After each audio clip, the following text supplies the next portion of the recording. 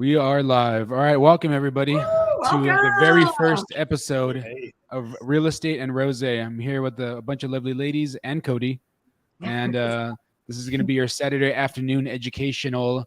Yep.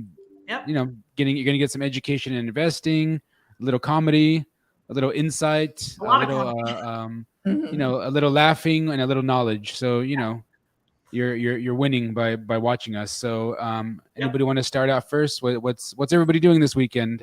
Let's just start off there. Something easy. I'm doing this right now this weekend, but then I have a lot of stuff on the back end. But I'm not going to tell my team yet what I'm doing because I like to leave surprises. So okay. but it's out there. It's in the universe. It's happening. It's happening. Things are happening. Okay. Cool. What about you, Beth? Oh, okay. So me and my husband, we're working on fixing up a couple things on our house so that we can get this thing going. We're going to lease option our house, not sell it, because last week, if you guys haven't seen that, go check it out, that video where Ernesto breaks down why I should lease option my house and not actually sell it. So we're just working on getting some things done in the house. Okay. Awesome. And Yeku, what about you? Well, here I am. I wanted to definitely be here on this conversation. I'm working with veterans and learning financial literacy and credit repair, and actually teaming up with you to get our veterans on board with getting their financial freedom and gaining their abundance. So I'm happy to be in the conversation, and I'm looking forward to contributing. Speaking of veterans, we have our own veteran coach right here, Mr. Cody. Why don't you tell everybody about your situation with some of the veterans you've helped, Cody?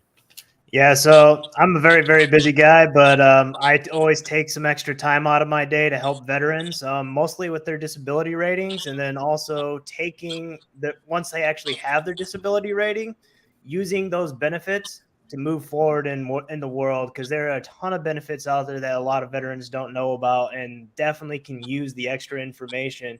So just pay attention to all these individual videos and you'll get some golden nuggets. And as far as this weekend, I'm working a ton of things, writing a book right now. So look out for Operation Vetrepreneur. It's going to be coming out here pretty soon. And then also just working in exercise. So you'll see me on some of the NATO headlines and it'll be pretty good.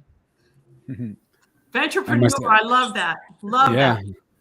And myself, Cody's helping me write my book as well. It's a book about wholesaling real estate. So you guys can start in wholesaling. And I have my second book already that Cody helped me outline, which is a mindset course. I'm going to write a series of books regarding lease options, flips, Airbnbs, multifamily, raising capital. So it'll be a series that you can learn, but it'll be woven in a storytelling fashion. So it's more interesting with more characters and stuff like that. But you're also learning, you're learning all the tricks of the trade of how to get into investing. And, you'll see the hero's journey of each character as it unfolds throughout the book. So it'll be a valuable entertainment and knowledgeable tool that you can use for teens, for people in college, and for adults. Anybody that wants to get involved in real estate will be able to read these books. We're going to do audio books also, so it'll be an audio on YouTube, and when we release them, we'll let you guys know. So, but yeah, I mean, for myself this weekend, working really. Besides this, working. I'm going on a vacation actually. My brother's graduating from OCS for the Coast Guard. So Very nice. Wow. In 2 weeks from now, so I'll be MIA. So 2 weeks from now, I'll be in New York with the family, and eating a bunch of food I shouldn't be eating, and seeing the sights, and it'll be a fun time with the family. So I think Yeku dropped off. She'll come back in. Probably internet issue. She'll be back. Yeah. So yeah. There you are. You dropped out for a second. So that's what I'm doing. I mean, I just sold a piece of real estate here in Austin. We had bought the property for $388,000. We renovated it, full renovations, complete roof, complete interior, painting, flooring. We actually redid all the kitchen cabinets, countertops. We redid the backyard, added fence, redid both bathrooms. We actually added a bathroom. It was a 3-in-1. We made it a 3-in-2. Everything's brand new, and we ended up selling it for $565,000. So $565,000 over here in East Austin. So we made about $177,000 profit. That's what it came out to. Not bad. Yeah. Well, actually, that was gross, and so net profit was about $98,000. So That's nothing to frown about. 98,000 net profit for real estate is, yeah. I wouldn't be mad at that. I would have been happier if it was 6 figures, but I'll take 98,000. I mean, hey, you need multiple streams, right? Multiple streams. Mm-hmm. If you guys want to look it up, actually, I tried looking it up earlier. They took the pictures down. Maybe next week I'll bring in some pictures, and then you guys can look how we did the interior and tell me what you guys think. Oh, I love if I have the stylistic eye, or do I need to hire a stylist? I think I did okay. You need me. You need me. Oh, there you go, Natalie. Yeah, you're down the street. I'm 100%. I got you. Yeah. I love doing that stuff. So yeah, 100%. Okay, cool. I have a house that I'm working on now. Actually, it's in East Austin that we're gonna keep that one. That'll be an Airbnb. So that one's under renovations. When we're finished, which should be in about a couple weeks. Okay. I'll bring in some pictures and I'll show you guys those pictures as well. Yeah, that's great. Definitely love to see that. Love to see those renovations. Right. Okay. So who wants to start first? Who wants to start first around the circle? Actually, I think Beth should start first because Beth had a interesting live stream. Me and her had an interesting live stream where we talked about a deal that she was looking at. Yep. It was a multifamily 6-plex, and we broke down the deal. I went through it with her. We looked at all the pictures that were there. She gave me the numbers. I did some due diligence, and I said, "Hey, this is your estimated amount of money you would make." I talked to her about deal structure, how I would pitch the deal to the owner. We have a pesky realtor that I told her about that what was going to happen, and pretty much exactly what I told her was going to happen happens. But I'll let her tell you the whole situation. Okay, so one, let me just say it was kind of cutting out. I heard everything, but just in case I pop off, I'll pop back in. But I'm just letting you know ahead of time. Second, okay. I'll get into it. So I found this deal in my town, right down the road from my house, actually. And it's a 6-unit multifamily rental. And the guy's selling it for like $200,000. That's what he's asking. And it's been on the market for like over 500 days, I think you found. Yeah. Since September of 2021.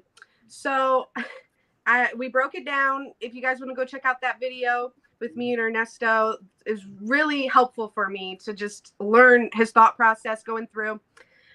Well, basically, you told me to just get in contact with the seller, right? Don't even go to the agent. Well, I couldn't find a way to get in contact with the seller just yet. So, because I drove past the property, it didn't seem like anyone lived there. So I didn't think I could get into contact with the seller. So I ended up calling the agent to see if I could get some information. And yeah, you're right, Ernesto. She just shot me down from the start. She was just like, well, let me kind of explain. Okay, so I'm on the phone. I'm getting some information about it. I said, do you think he'd be open to seller finance? And that's all she needed to hear. She's like, oh, no.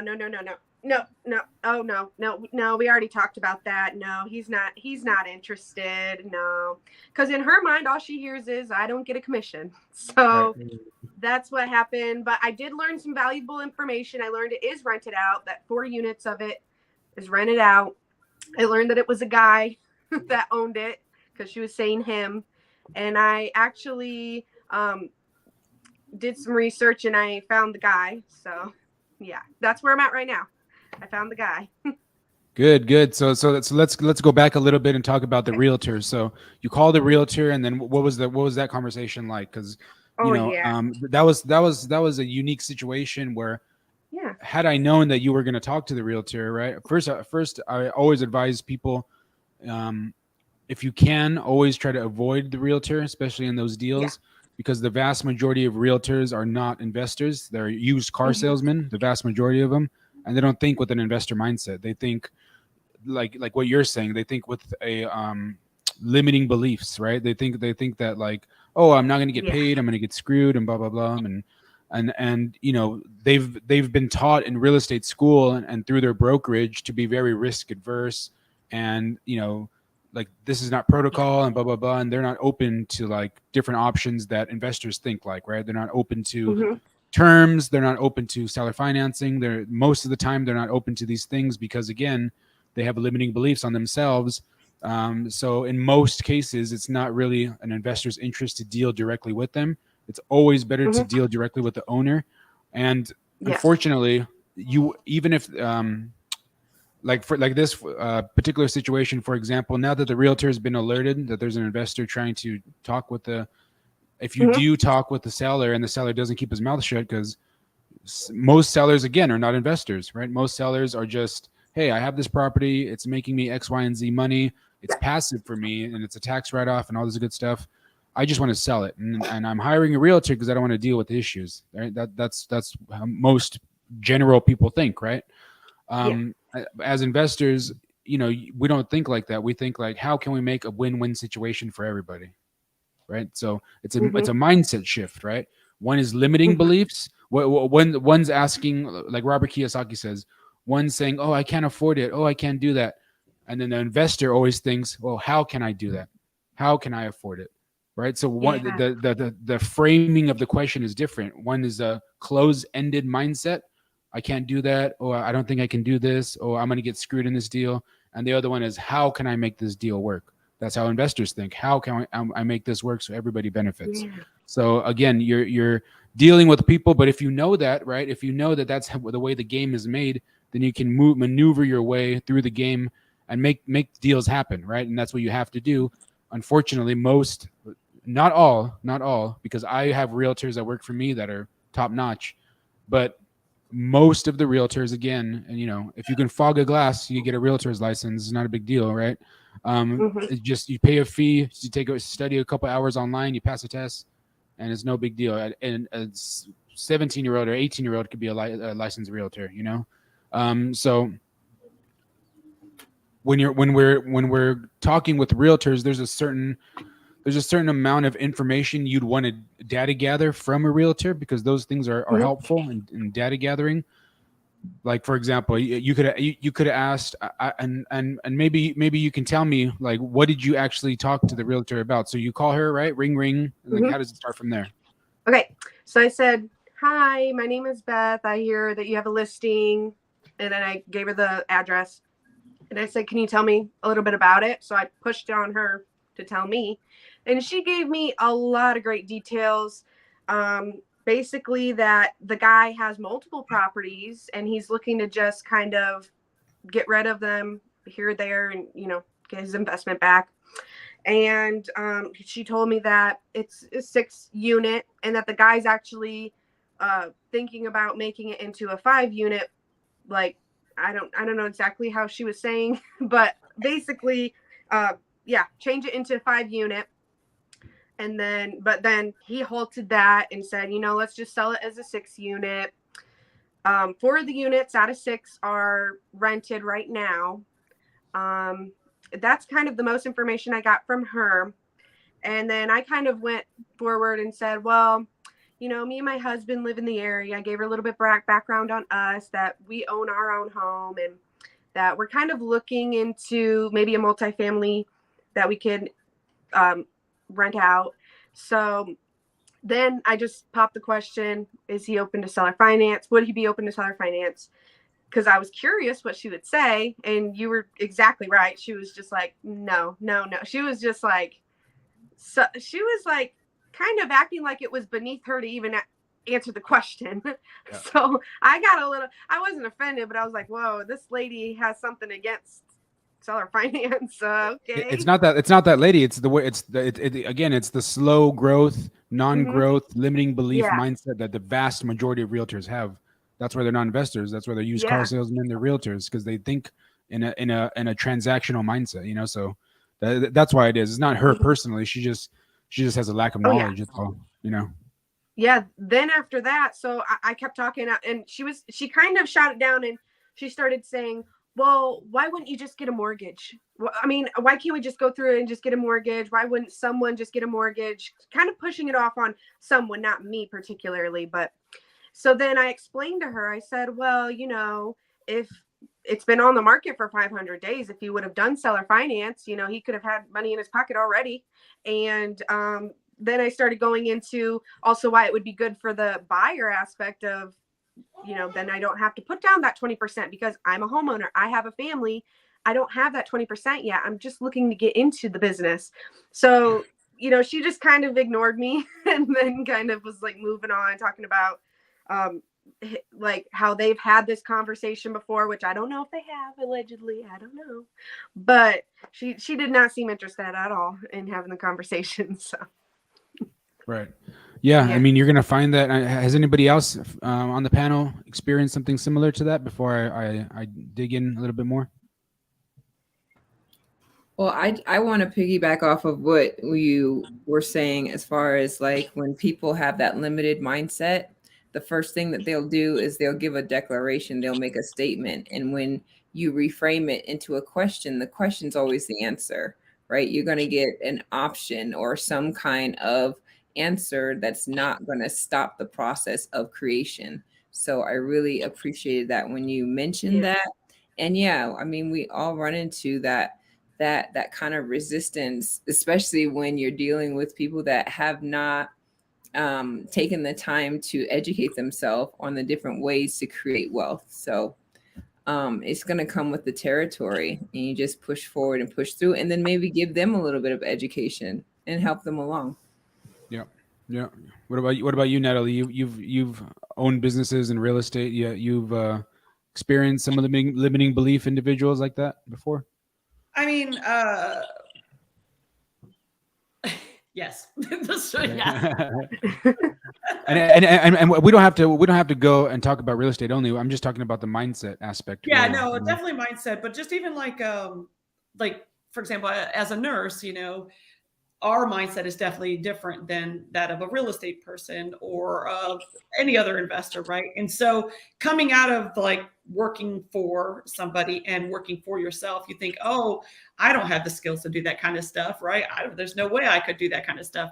And so that's the limiting belief, is our own self-limiting belief, right? And then the people that your coworkers, 9 out of 10 of them have the same limiting beliefs. And so you really have to niche out, because you find that maybe your friends are your coworkers, right? You hang out with the same people, you work with the same people, you do the same thing with the same people, and you do get boxed into this like bubble of limiting belief. You have to literally seek out others that are like-minded, and that's not always easy to find.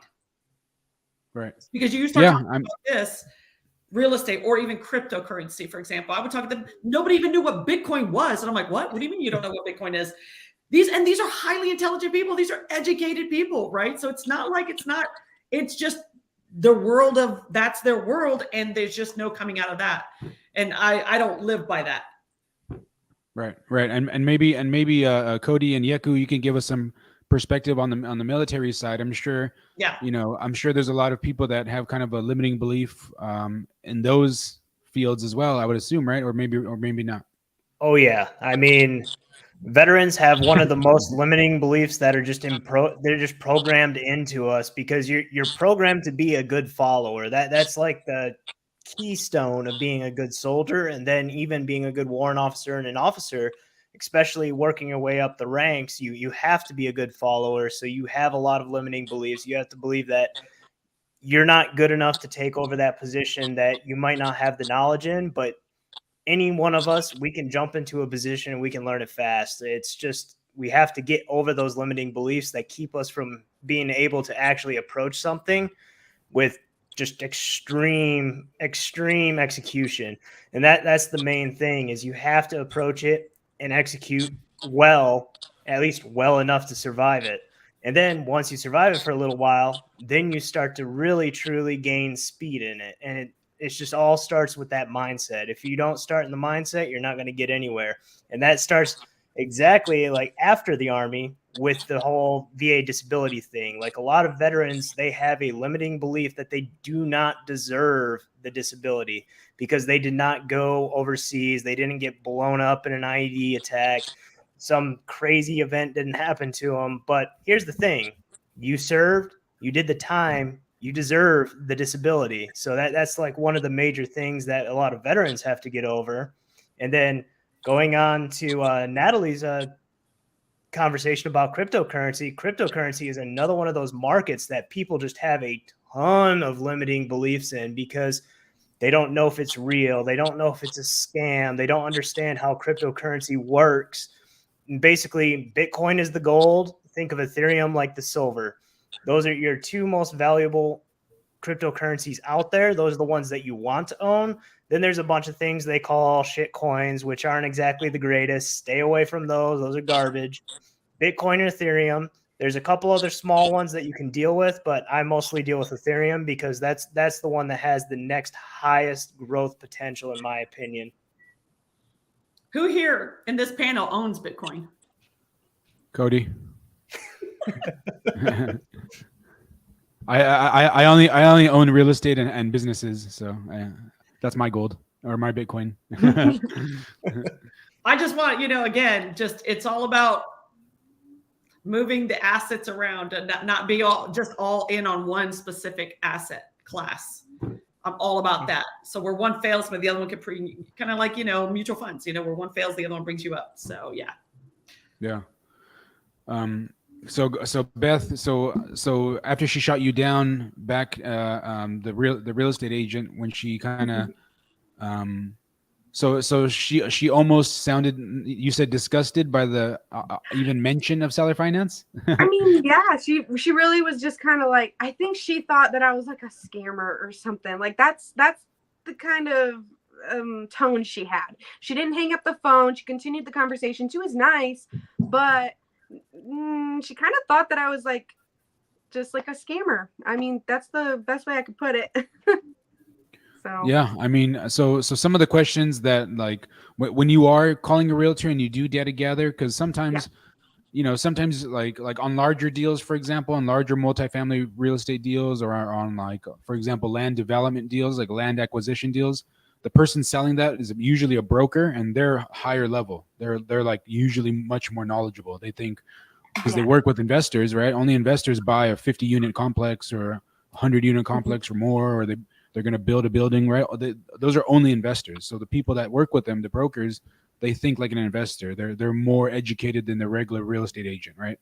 So when you are looking at some of the smaller multifamily stuff, some good questions to ask if you do have to engage with them, because sometimes a lot of these multifamily properties, even the smaller ones, like the 6 units, 8 units, 10 units, they're usually behind an LLC, right? For asset protection and tax write-off purposes, they're usually protected by an LLC. And most of the time, they do that for a few reasons. One of the main reasons is you don't want to pay taxes, right? Paying taxes is for regular people that don't understand financial literacy, right? Which is the vast majority of people, right? That's who pays most of the taxes. But people like corporations, people like they're entrepreneurs and business people that give jobs, that add value in a large capacity to the economy, they don't pay taxes because they're incentivized to, like, for example, a 6-unit building, that one person is responsible for a quality residence, safe, reliable, clean, that 6 families are going to live in, right? So they're willing to take the risk, so they get the tax breaks, right? So sometimes it's hard to find out who owns that LLC or who owns that building. So unfortunately, you're going to be forced to deal with a realtor. And most of the time, like I said, in commercial real estate, they're brokers. But in the lower deals, sometimes it is a real estate agent. And depending on what market you're in, like the property that we were looking at, it's a small town. So they're not going to have, Keller Williams and Century 21 and all these other boutique, real estate companies competing for your business like they do here in Austin, for example, right?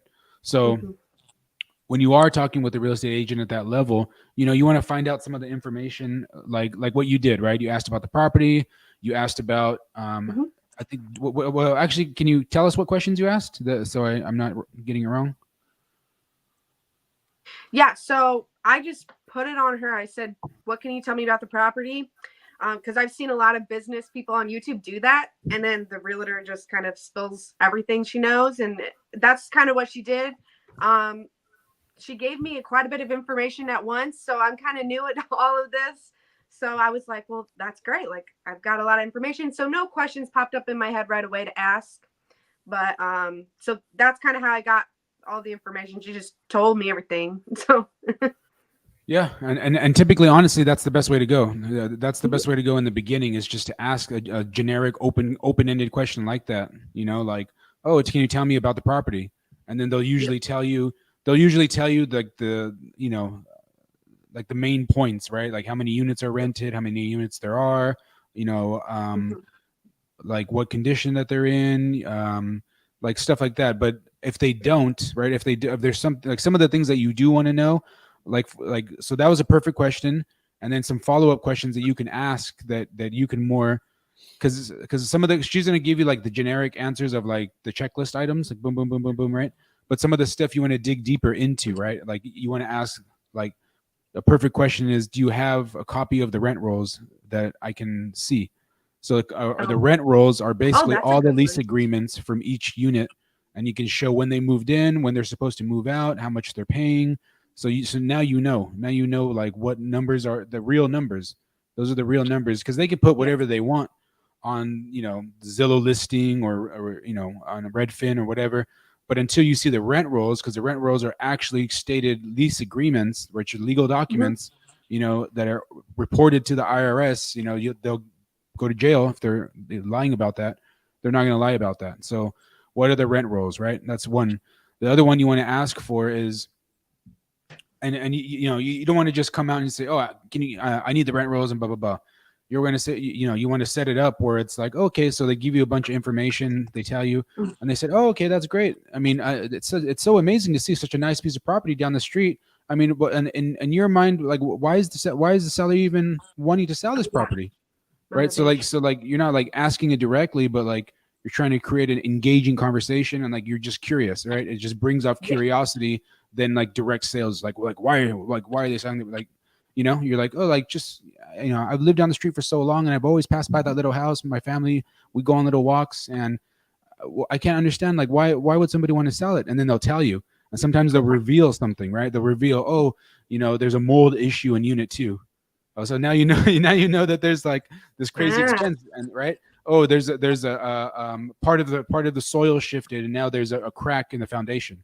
And that so like just stuff like that, they'll reveal, like, not even because the way you frame the question, you're not like a detective trying to like hammer them for information. You're like trying to engage in a passive, engaging manner, and you're local and you know the area and you're a mom and blah blah blah. So like you're not coming at them as a salesperson. You're just coming at them as a curious person that's been in the area for a while, right? So now so they feel their guard is brought down, right? Because now they're like, oh, okay, I'm just talking to somebody from the local area. I want to help her out. They see themselves in your shoes, especially since you're from a local town, right? A small town. So a question like that would help reveal like some of the things that I mentioned. Another question might be like, just out of curiosity, because I know my husband's going to ask, because he's one of those handymans, you know how these guys are. Like what are the conditions of each unit? So now she'll tell you like, oh, this unit's been renovated, or this unit hasn't been renovated. This one needs flooring. This one needs new drywall. This one needs, right? So she'll tell you. So you can estimate in your mind, and you can write it down like, oh, okay, I'm going to have to expend this much. Because sometimes, most of the time, I should say, realtors or like whoever's taking pictures for these places, they do a horrible job. It's like, it's like the first time ever using a camera phone or something. It's like they don't know how to take pictures. They don't turn on the lights. They don't open the curtains. There's like, I don't know. Like they don't know how to take pictures. So, by asking that question, it'll reveal some of the stuff that is not in the photos, right? Sometimes they purposely don't want to take photos of some of those things because it turns people off, right? So, that's another question you want to ask, just to reveal, and you'll be able to write down and kind of like data gather and guesstimate. You're just gathering information, right? You guesstimate. Also by the way she's answering the question, you can tell if she's going to be like workable, if she's going to be negotiable, if she's not, if she's going to be like short-minded, like this is also revealing data on her as well, right? The realtor or the broker, whatever.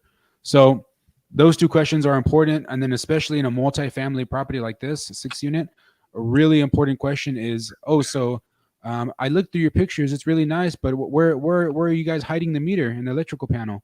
And then they'll tell you, the meters for each unit are here. So by her saying the meters for each unit, then you know that each person that stays in each one of those units pays their own utilities. But if she doesn't say that, if she says, there's 1 meter and it's over here, then you know the landlord pays the utilities. So those are expenses that you have to take into account, right? Because now if they're paying for the utilities, that's saving you hundreds of dollars, right? Between water, gas, electricity, blah, blah, blah. But if you have to pay it, it's like, oh shoot, it's another expense. But sometimes the photos, like the ones that we looked at, they don't reveal that. But by asking the question that way, she has to tell you, they each have their own meters and this is where they are. Or she's going to say, there's one centralized meter and this is where it's at.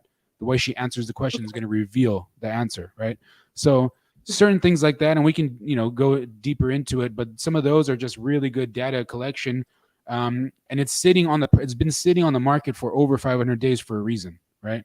I mean, there's people that went and probably did due diligence on it and looked at it. I'm sure there's something that's not being revealed. That's why nobody's bought it, especially for 200,000. I mean, I could put down 20% on one credit card, but there's a reason why like people are not doing that, right? There's a reason why it's going on. So just some of those things are like, you're prying out information from the realtor that, again, because they're not investors, they're not thinking of it, right? They're just thinking about, let me just give like a generic answer that I've been taught to give. And then by you asking those questions, you're going to reveal like the much needed stuff that you need to know. So, I mean, that's great. You did great for your first call. Were you nervous at all, or you were confident you got it?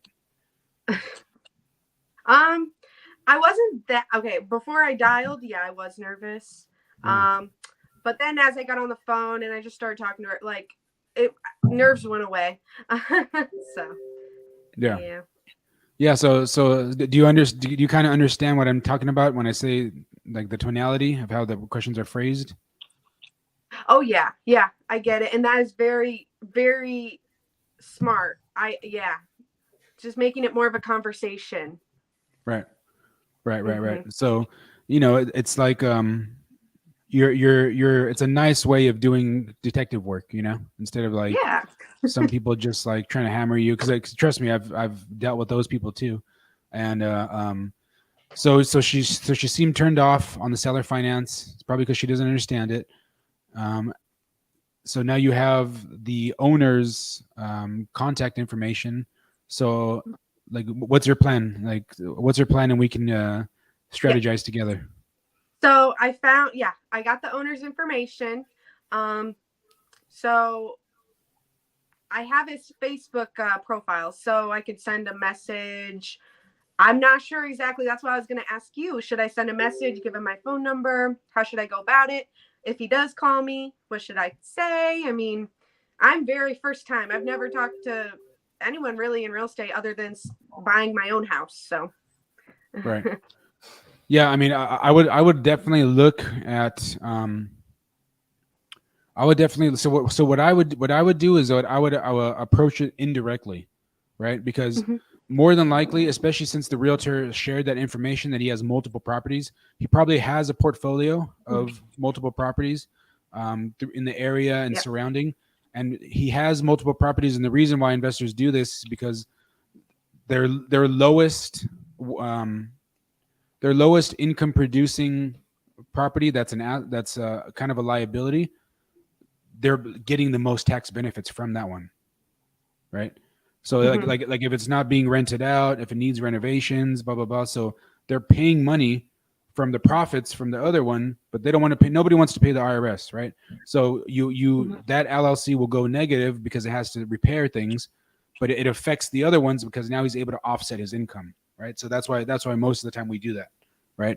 So we don't, at the end of the day, we want to keep the money. We don't want to give it to the IRS. So we rather have a property that needs a lot of work, and then we can use the income and the tax write-offs that we get from fixing that property up and then not pay taxes from our other good properties because of that property. You know what I mean? So that's why a lot of people do that, but he has a portfolio, it sounds like. So he's probably trying to also get rid of his lowest income producing or highest liability properties that he has in his portfolio, which is great, which is good. I would look at his Facebook, right? And I would look through his pictures, and his pictures will reveal what type of person he is, right? I looked through them already because you sent it to me, so I know. He's an older man, very educated. His family, I think his son is a doctor, just graduated. So you could tell that they're high affluent folks, right? So if I were going to reach out to him, I would reach out to him indirectly. I would say, hey, I have a child similar in age. She's about to graduate high school. How did you guys prepare for the medical exams, right? So now he's more intrigued to talk to you because you're not talking about that real estate property, right? Because if you just ask him about that real estate property, he's going to say, oh, go talk to my agent. It's on the thing. But if you're asking him as a parent to parent, oh, tell me about like how you got your kid in medical school. Now that opens up that chat conversation. So now you start going along those lines. You start talking about the medical school and how the kid really likes medical school and stuff like that. And then you can drop a question, or you can drop a statement. Man, it's so interesting. You know, I've been actively pursuing real estate in this area, like whatever area you're in, and you know, as a real estate investor, you know, we try to leave single family and go to multifamily. And I really want to get a nice multifamily property in the area so I can use the income to help pay for my child's school. And then see, now that question will open. Oh, I have a property in that area. You see what I mean? So now it'll start revealing questions and opportunities, and then you can interact direct. Now he's giving you the authority to ask him about his portfolio and about his real estate property, versus you just ask him directly and then he just sends you to the realtor. Does that make sense? Yeah. I mean, what do you guys think about that? Everybody else? I think that's a great approach. I think that's fantastic. That's right there is like nugget of wisdom that you can't get money for, right? Like who would have thought to approach them like that? Because it's kind of like cold calling and nobody likes that, right? Yeah. But you connected it at that human level, right? No, but I don't like cold calls either, right? So I don't like being the one. So yeah, you connected them at that human level, and people do respond better at that level, right? And it also makes sense. Is like, okay, I love how you brought it together as far as like, hey, you know, I'm hoping my child will be a doctor one day. And I want to now align myself now so that when they're older, I can completely pay for their college. I'm thinking of real estate investment. What do you think? Is that how were you able to help him in that regards? You know, like kind of develop that mentor-mentee kind of relationship from the person. Right. And you never know, Beth. I mean, you do have young kids. Maybe they want to go to medical school or become, you know, something in the medical field, and then you have a direct lane of contact, you know, somebody that could give you a referral, or you could do an internship with, or you never know. Yeah. Well, you were going to say, Cody? You're going to say something? Yeah. I was just going to add on. Actually, through a lot of my military training, can't get too much into the details, but one of the scenarios that we always used to run is, who are you more likely to do a favor for? You're more likely to do a favor for some random person off the street who you don't know, who just says, "Hey, my name is Joe," or are you more likely to do a favor or do a deal with someone who is like your best friend? Like, if they're your best buddy and you trust them more, you're more willing to talk to them about more information and be looser and more open. So obviously, if you have those conversations, like you were saying, the medical school, then they'll open up a little bit more. You'll learn a little more details about them. Then you can ask them some more probing questions, and then go further into it, become their best buddy, and they're more likely to give you that overall information you're looking for. Mm-hmm. Yeah, nobody likes knowing that you're only coming to them because you're trying to use them. Nobody likes that feeling. Yeah. So if you're not bringing something to the table as well, right? And if they feel like, hey, they don't have to benefit like financially from it, but if they benefit from like, you really appreciate their mentorship, right? That in and itself, the altruism is a benefit. So yeah, if you come in at them sideways from like, I'm just trying to have this transaction, yeah, you're probably gonna get the door shut in your face pretty quickly. Yeah. And that's another question that we can, or another topic we can like go into a little bit, right?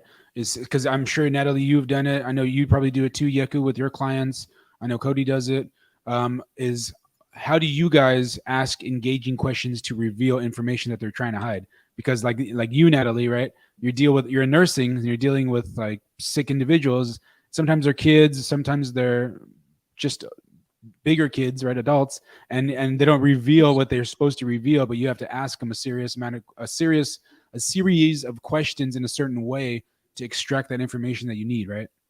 Yeah, but the approach for nursing in that sense is a little different because when I'm asking you questions is because I need to know, like, let's say they're using illicit drugs and they don't want to tell you that, right?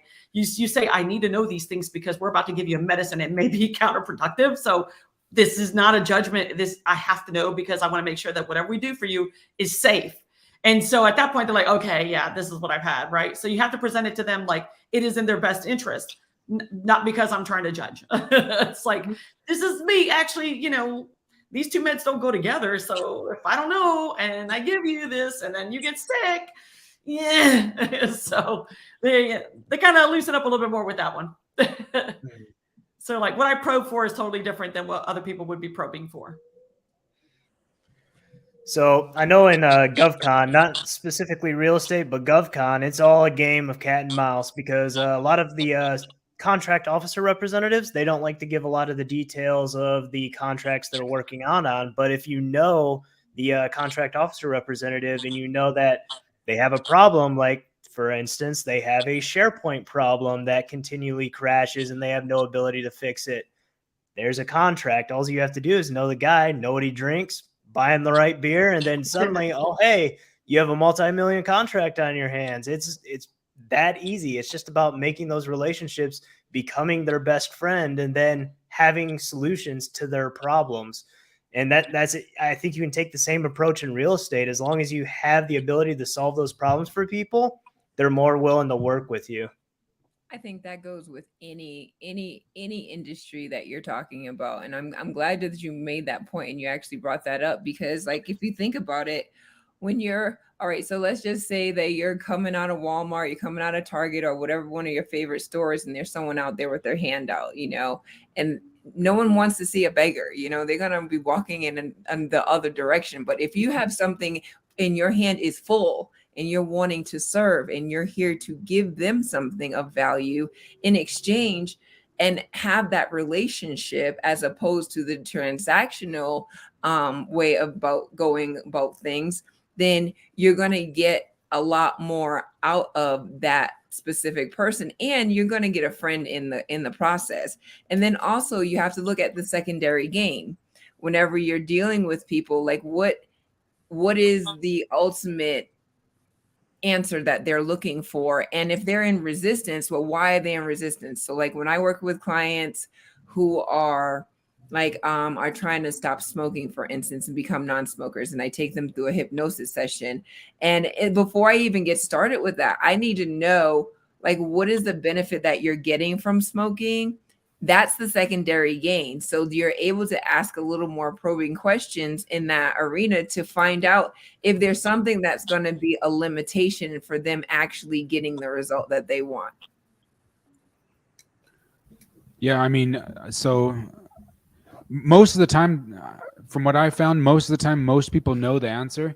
They just don't want to be confronted with the question. But when you confront them with the question, like, for example, okay, I used to be a kickboxing coach for many years, Muay Thai kickboxing, right? So like people say, oh, how do I lose weight, coach? And then I say, okay, well, what do you think you should be eating? And then they say, well, I think I should be eating vegetables and, a little bit of carbs and drink water, not soda, and, lean chicken or whatever. And then I'm saying, okay, so why are you asking me? You just told me, so but you just want to hear me tell you, like, so like you don't want to take accountability. You're trying to put the accountability on me to tell you, but right? I mean, everybody knows it's calories out versus calories in. It's not very difficult, right? Oh, coach, how come you don't train me to be a fighter? And then I said, well, when did you show up to practice today? Oh, I was 10 minutes late. You're 10 minutes late. Most of the fighters show up an hour before class to do a workout, and then they stay an hour after. Like you're 10 minutes late to just do the class. And then then they're like, okay, yeah, but and I said, there's no buts. Either you want to training, you want to do it, or you're going to make an excuse, but you're not going to put it on me. It's you to want to do the work, right? So sometimes you do have to have that confrontingness of some individuals too, and maybe you guys can talk about that.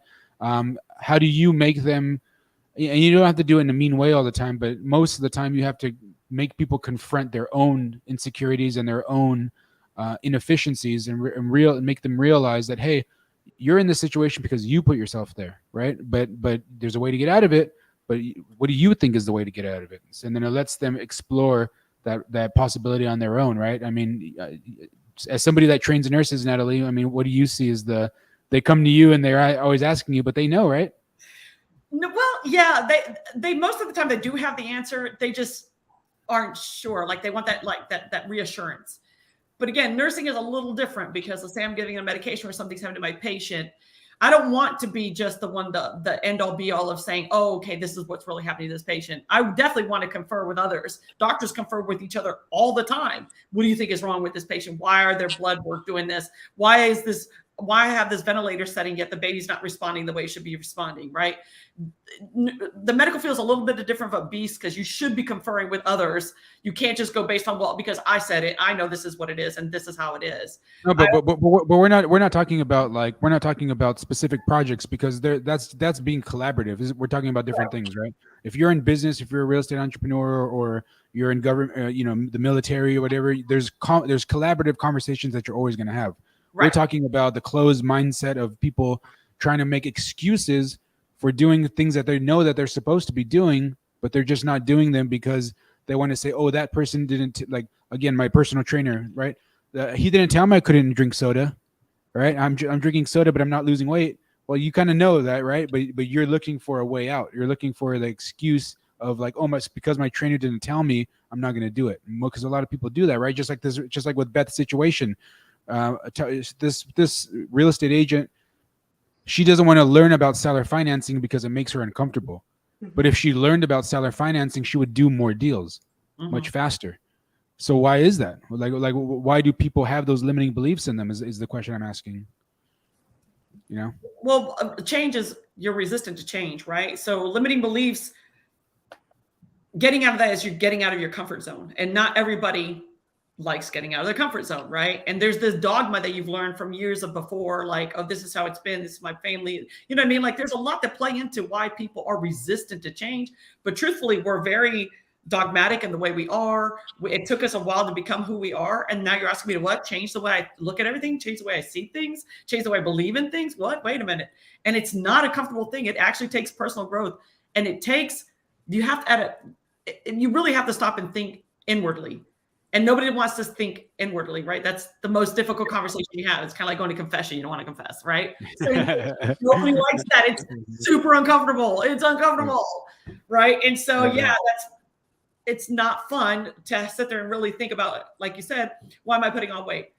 Shoot, because I'm really doing it to myself, right? Why am I not passing this class? Well, did I really put effort into it? Those are the hard truths, right? You want to be able to make excuses. You want to be able to deflect. You want to be able to like blah, blah, blah, whatever, have all kind of rationales, right? Because you can rationalize anything. But the core of it, that's the hard one.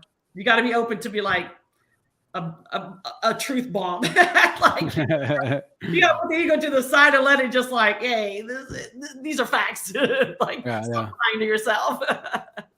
What about anybody else who wants to go next? I can piggyback off of that one all day. Come on, come on. You know, military, right? I'm retired Army veteran. Okay, and just think about the whole uniform situation, right? Think about people when they see a person in uniform, they look at them as a person in authority, a person that is there to lead them. So they want to just give that person permission to be the expert in the field of what they're doing. But at the same time, like in my framework, you know, H is for healing, that the first thing is holding yourself accountable. Like the H is the holding yourself accountable. And then you eliminate all the distractions, eliminate any excuses, and allow yourself to just be in that place. Like you said, those truth bombs hurt. Like they sting. Like, oh, it's like dagger, dagger, dagger. You know, you're like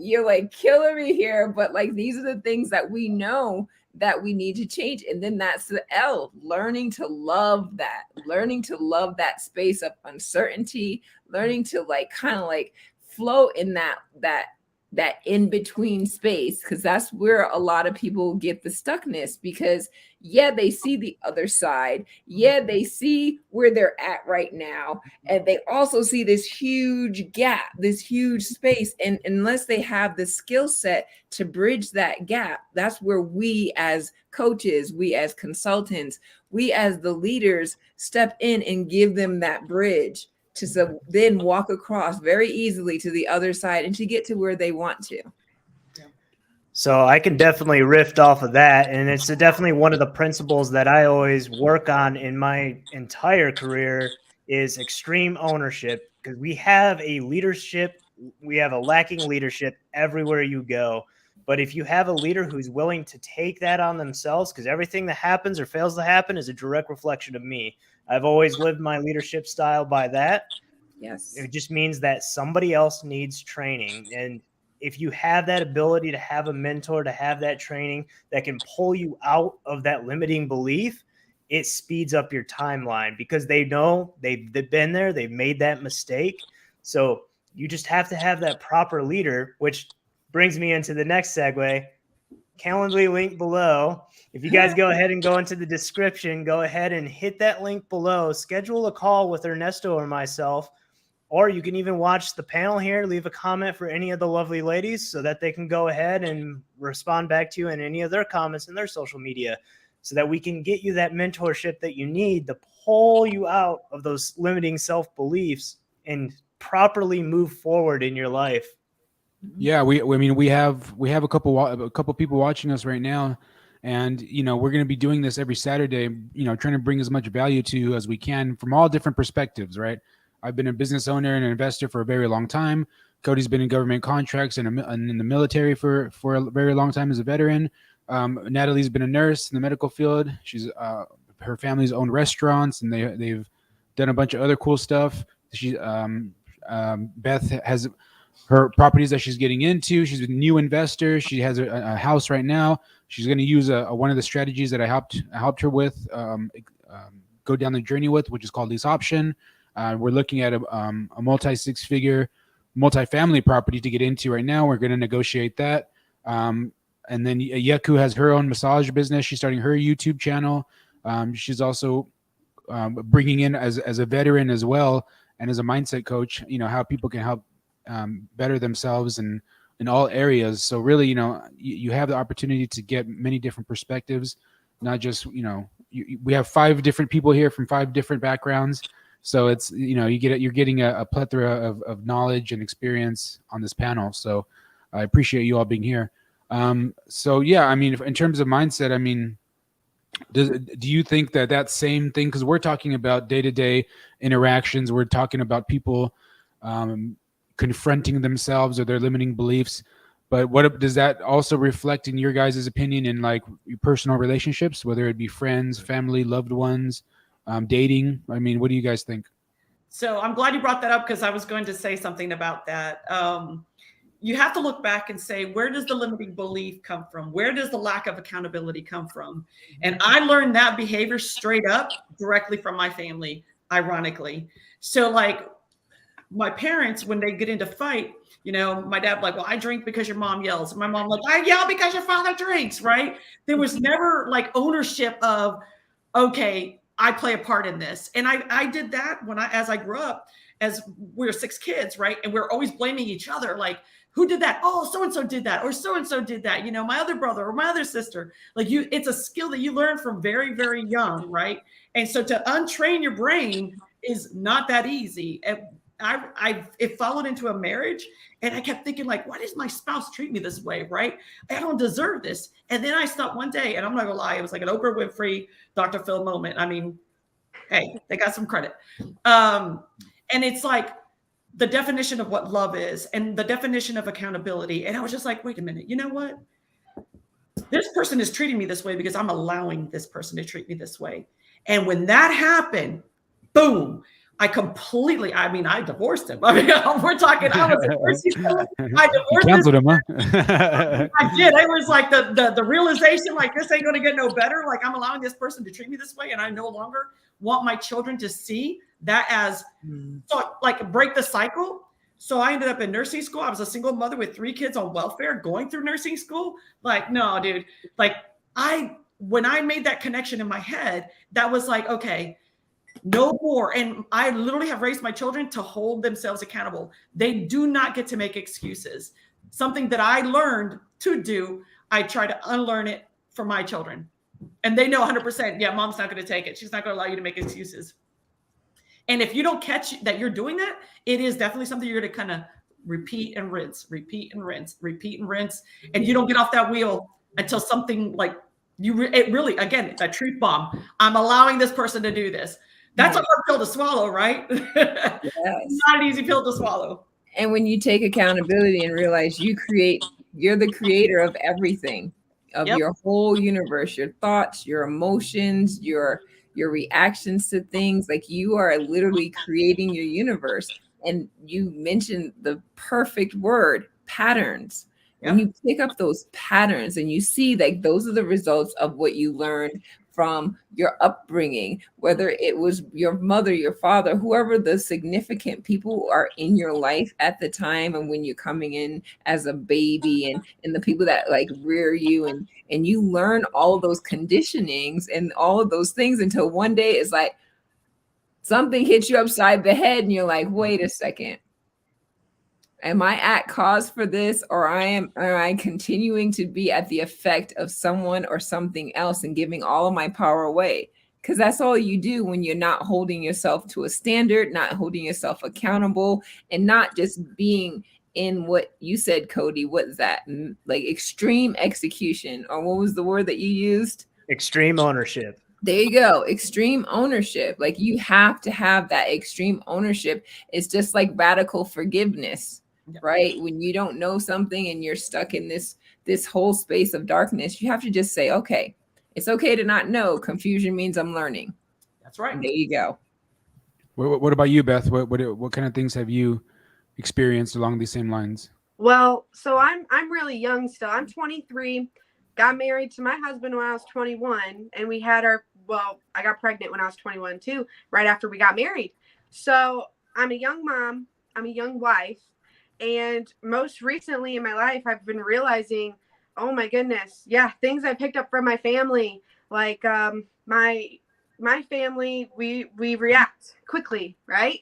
So I react quickly, and maybe that doesn't gel well with having a kid. I need patience. I need, things like that. So something I've noticed as a young person, like I've reached out, I've gotten therapy. So if people out there are having these limiting beliefs that you can see in your life, that you're just angry all the time, you're bitter, you have pride issues, things like that. I reached out and I'm getting therapy for things like that.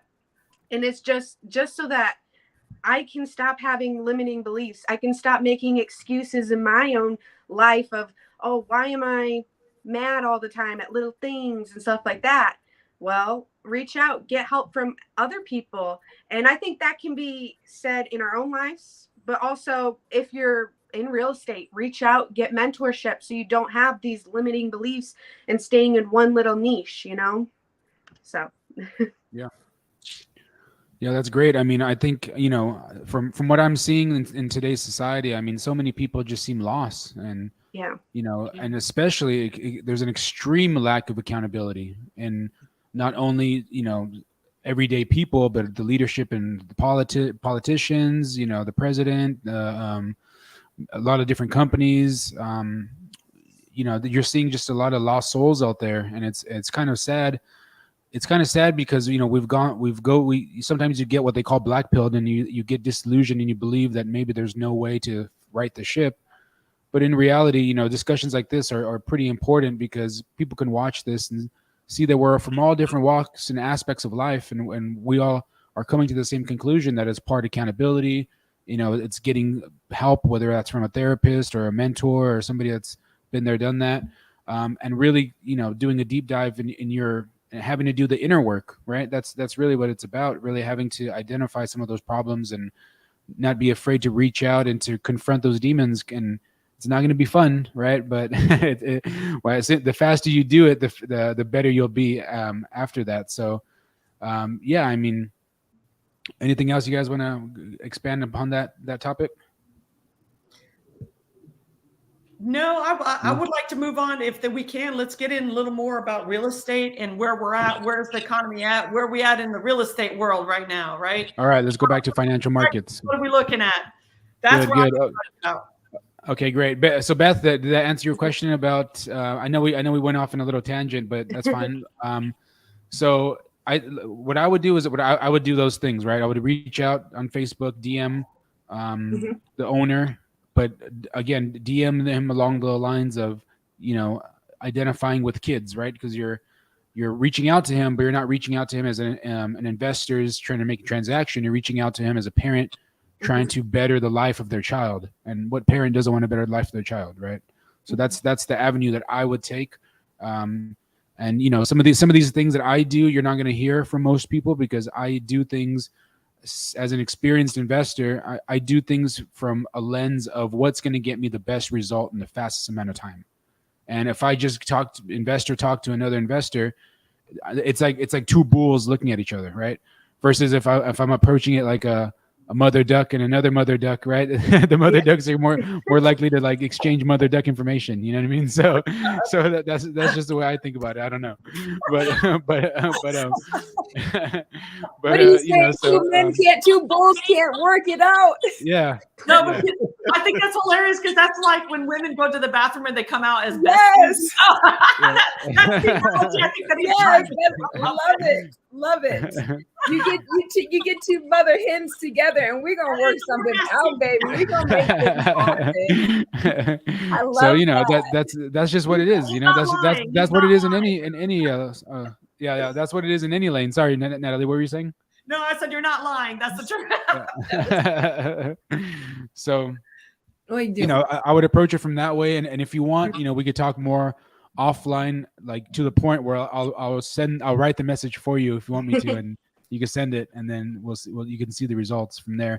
But yeah, I'll follow up with you tomorrow or Monday or whatever, and then we can reach out, and then we can have some more updates for the crowd on Beth's journey to buying her first multifamily property. See? Yeah. First, we got to do things in steps. First, we got to talk to the owner. Then we got to formulate a deal, and then we got to get the deal negotiated. We got to reach an agreement, and then we got to raise the money for the down payment. So we got to do it in order, okay? So you did the first thing, which was great, identifying the property, talk to the realtor, identify the roadblocks and objections, and now we're going to find the way around it, okay? So it's going to be a little process, but we're going to get there. Ernesto, you and I need to do it in real time and real people record it as we do the steps, you and I both, because like you're teaching her, we're going to do the same thing where you're going to walk me through everything, but in person, so you can see what we're doing and you can see me talking and recording that so they can see it like real time, real live. This is really happening, not a behind the scene. And we had this conversation afterwards. Yeah. Yeah. So some for legality purposes, some of the things like what I'm telling Beth, right? Like if the realtor found this and like wanted to sue me, right? Then or whatever, wanted to attack me, she probably could, because I'm telling her to do things that she can't sue me. I wouldn't say that, but if she wanted to get offended or make a big stink out of it, she probably could, right? That's why we're not talking about the address or we're not revealing names, because it's an ongoing transaction that's on the market, and plus we don't want other people to potentially steal the deal, right? So that's why we're not bringing on certain subjects. But yeah, there's definitely things that we can talk about, transactions we can talk about in live time. Like for example, maybe one of these days we'll identify a multifamily property and I'll call them live on air, and you guys can hear the way I do it. Like all the stuff that I told you, you just actually do it, and then that way you guys can basically just copy, rinse, and repeat. Same thing with a contractor, right? Same thing with I was going to say the city, but we're doing this on the weekends, and the cities are not open on the weekends. But contractor for sure. Maybe an investor. I can call an investor, and you guys can see how I talk to them about doing a deal. like stuff like that. So you guys take that same terminology and you can apply it to like the networking groups, to the Facebook groups, to, the stuff that I'm saying. You break it down in your own voice and you put it out there. So then you start building your own Rolodex, buyers lists, contractors lists. You know how to make deal flow. I'll call a broker or a realtor and I'll tell them, just as an example, what kind of deals I'm looking for and how to send it to me or where to send it. So then the realtors and brokers, they work for you. They don't get paid until they do a transaction. So, but you got to train them, right? You got to tell them, this is what I'm looking for, X, Y, and Z. Don't send me this other crap. I'm not interested in that. This is what I'm looking here. Send it to me. This is who I am, and an investor. I'm not just some Joe Schmo. Like let them know it's a serious business. And sometimes you're not going to, you'll see, I'm sure there'll be realtors. I can tell by looking at them most of the time, like who is going to be competent, who's not. But you'll see the good ones and the bad ones, and you'll see the difference in the way that they talk and the questions that they ask, right? So we could definitely do some of that for sure. Sure. And then also, Ernesto, if we don't do a live, let's do like clips, like recording of, hey, we're going, not live, but then bring it together and kind of throw it in here so people can see a little bit of what, the behind the scenes. Yeah, for sure. We could do that too. We could do that. We can do that, or, during the course of the week, if any of you ladies have free time, because I know you all are starting your own YouTube channels as well. If you guys ever want to collaborate with me and Cody, we can go live during the week, record it right while you're there, and then talk about it on the panel, right? So break it down. Awesome. Like Like Beth, for example. Like I think we met once or twice already, Beth, on 2 different lives, and we talked about lease options, and then we talked about this multifamily deal. And now we're talking about it here on the weekend. Yep. Yeah. So, I'm open to talking to anybody about any kind of deals. I mean, that's what I do. So this would be great because this way, like any of the growing pains that you go through, because you're going to run into challenges. People can see that, hey, these are some things that you may run into, right? And so they're, that maybe it'll keep them encouraged versus discouraging them. But we're gonna do that. We're gonna do it this way. I'm only gonna do 1 or 2. Yeah. And so you guys get to see, and then you guys are going to have to do it.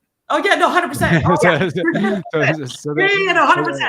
I'm going to give you 2 examples. So you have 2 examples. That's I'm going to fine. tell you how to do it, and then one of you guys have to do it. Okay, 100%. and you'll do it. You can do it live on the panel. So it's Yeah. And then the rookie mistakes that I made or didn't make, or the questions I asked or didn't ask, or the things I should have done, that's how you learn. So I'm definitely because I'll tell you, and Cody's even heard my partner Joe talk about it, because I have a partner. His name is Joe. We do real estate together. Like he would have just looked. He would sit there and he would just stare at the phone for 6 hours because he was so afraid to make a call.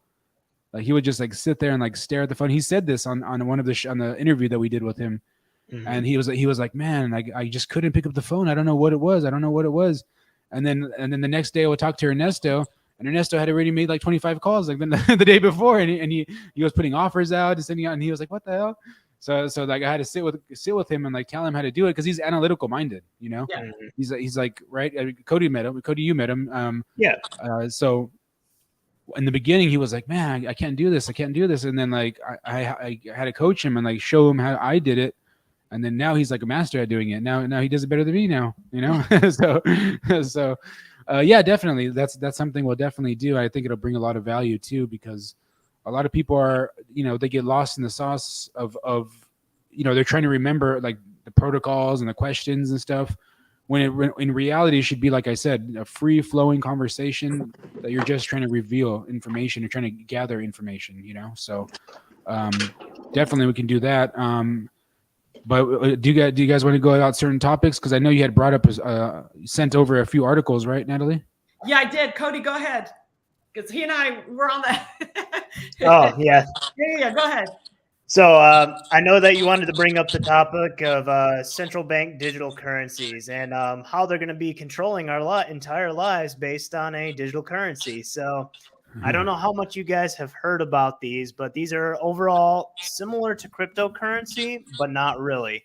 These are all entirely controlled by any of the central banks across the world, and they're going to be rolled out en masse so that a government can see exactly where your transactions go, anywhere that you spend your money. And if they decide that they don't like where you're spending your money, then they can block your cards, they can block your funds, they can block your bank accounts, which is why it's so important to get your piece of cryptocurrency now, get your piece of real estate now, get the mentorship. So go ahead and click the Calendly link below and just expand the diversity of your financial assets, because if you don't expand that now, once the governments roll out these central bank digital currencies, they're going to control basically everything you do in your life. That's not to be fear-mongering. It's to be entirely truthful, because I work for the government. I've seen things work like that. It's just how it goes. They're already doing it. They're already doing it in China, right? They're the social credit system and all that good stuff. Yeah, the social credit system is already rolled out. Yeah.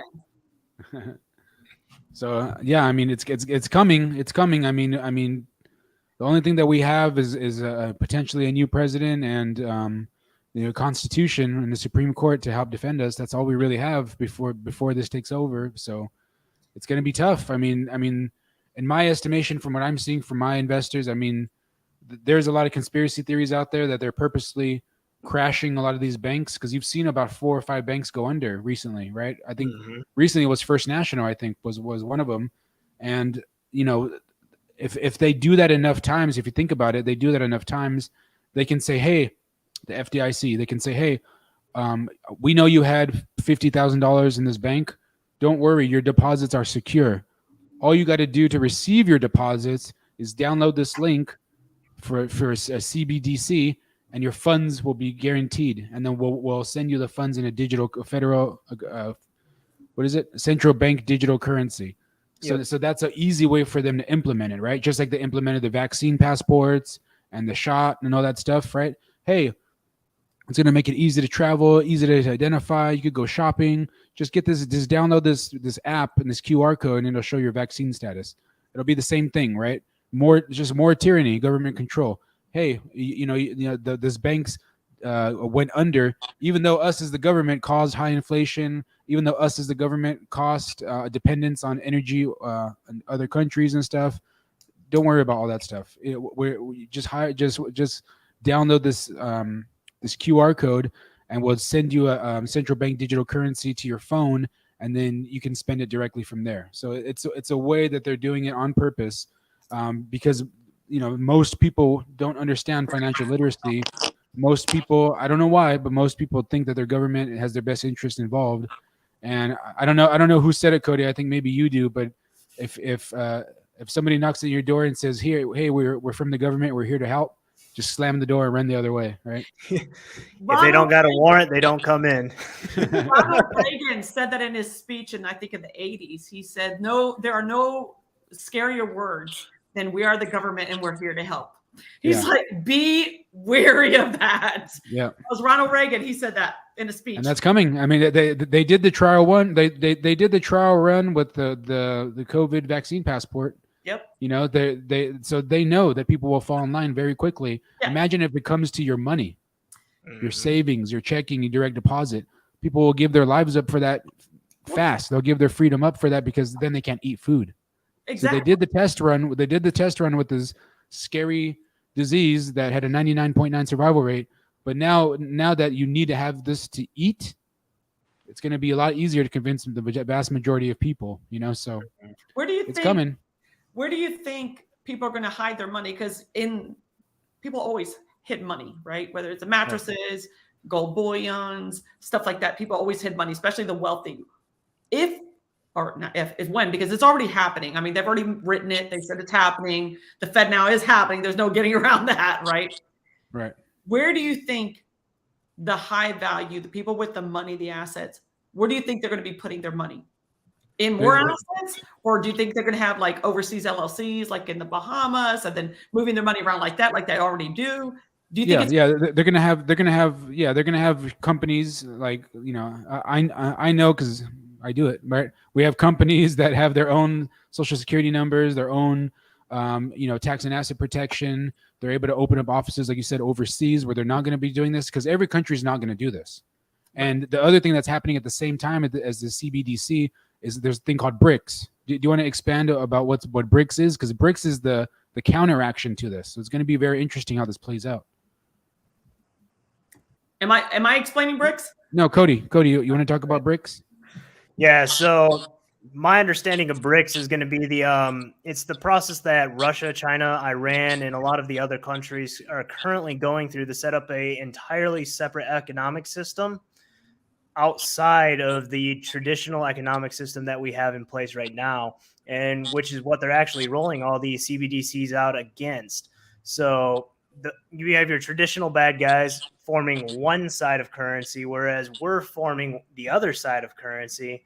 And whoever ends up having the most GDP and flow and actual cash flow through that stuff is going to be the winner. And that's going to be your new economic power overall in the world. So we have to be careful about who ends up winning this little economic fight that we have going on. So yeah, so to answer your question, high net worth people are valuable in any kind of economy, right? So if you're an entrepreneur, if you know how to build businesses, if you know how to buy businesses, if you know how to educate people, like you're valued like an NBA player, right? Like Kobe is incredibly valued. He can go anywhere, right? But not everybody can say the same. The vast majority of the league can't say that, right? Same thing in countries. Countries value their most valuable players, like Elon Musk or Jeff Bezos, or any one of those kind of guys that are higher and make these big companies. So they're able to go and be shopped around to any of these countries that don't do this stuff, right? Like for example, there's countries like in Dubai, right? In Dubai, you could go there. There's zero tax. You set up a corporation, you do all that stuff, zero tax. What a lot of people are doing now is they're going to Dubai. They're setting up shop there. Their headquarters there in Dubai, and they're paying zero taxes, and they give up their U.S. citizenship. Because why do I have to be a U.S. citizenship? I could just be housed in Dubai, still do transactions, and still do business in America, but not pay any taxes, not be controlled by the government. So it's already happening. The rich people are already leaving the United States. It's the smartest move on the chessboard for us to make. As entrepreneurs, we don't complain about the game. We just maneuver with the rules of the game. We don't complain about it. We just know how to maneuver within it. So sometimes that means, hey, I'll sacrifice paying taxes over here, but it's going to offset because I don't have to pay taxes over here. Or so we look at the whole landscape and we just make the best move for us, which unfortunately only the government's get in the way. And now with the CBDC, it's going to be interesting because I don't think, and I don't know, but I don't think it's going to lead. I think if they really try to force it on people too fast, it's going to lead to like a civil war type of situation, right? That's what I think. I don't know, but I mean, people are already pretty tired with this whole like the whole vaccine passport and forcing people to get shots, and now the military and the government and everybody's coming out and saying that they messed things up, and now people are getting sued and stuff like that. So all that stuff, all those lawsuits from that, they're going to affect the CBDC because it's a similar type of thing. It's the government trying to control you in a certain amount of way, and according to the Constitution, we're not supposed to be doing that. So luckily, we have a Supreme Court right now that is a defender of the Constitution. And, even though the president might not be, I mean, election season is at the end of the year. So, it's going to be very interesting to see what happens. But I think it's going to be very difficult because, again, another thing that affects both the CBDC and BRICS is that Bitcoin exists, is that Ethereum exists, is that a cryptocurrency exists. So people could literally tell the government to go F themselves and just transact in crypto as it stands now. And it's going to be very difficult for governments to try to control them. And some governments are even accepting the current crypto system as their own monetary system and benefiting it immensely, like El Salvador. Do you want to tell them about El Salvador? I know you know more about that than I do, probably, Cody. So the whole Bitcoin process that they're using down there, because they're using fractional Bitcoin, and they're also using Ethereum and a couple other cryptocurrencies that are built into the overall ecosystem down there. But they're using digital wallets as well as hard wallets to transfer fractional pieces of these overall coins for goods and services. So they have their own internal economy going from peer to peer, basically doing from one digital wallet to another digital wallet without having any sort of trace or track based on proof of work or proof of stake. So they have those abilities out there to actually transfer those cryptocurrencies to get the goods they need and the services they need to live, whereas the government is losing control because their currency is now completely devalued and worthless. So why not trade in something that's actually valued and respected? I mean, that's naturally what's going to happen with the overall crypto market is as governments lose trust and cryptocurrency gains more trust, you're going to see cryptocurrencies completely explode. And these are things that if you get in now, like I actually have one of my charts up. Let's see if I can go ahead and share.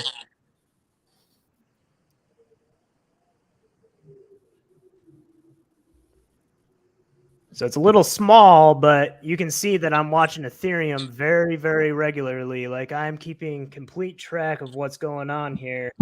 And I'm watching for certain price points to be hit. And as you can see, we did a double top up here. So let me see if I can go ahead and just zoom in.